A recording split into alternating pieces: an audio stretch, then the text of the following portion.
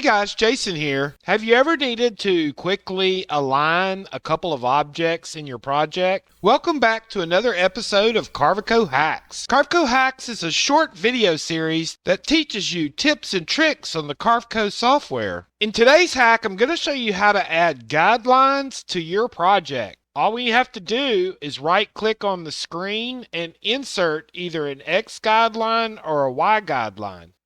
If we click on our X guideline, it's going to insert a guideline on our X axis. Now, if we go up here to View and Snapping, if we have our snap to grid lines turned on, we can simply grab our vectors and they will snap to our guideline, like so. Now you can double click on this guideline and it'll open up the edit bar, and at the very top we have our position. Now this tells you exactly where on that axis that guideline falls, and you can set this to exactly, like say we wanted that to fall exactly on 10 inches, then we can apply that and it'll move it. If we wanted to move it to 5 inches, we could apply that and it would move it along. Also down here you can insert more guidelines. This will allow you to insert it in a certain position. Like say you wanted to insert another guideline on the 10-inch axis, you would just press 10 inches and then it would insert a guideline. You also can insert guidelines based on the distance from your previous guideline, and that's where the relative offset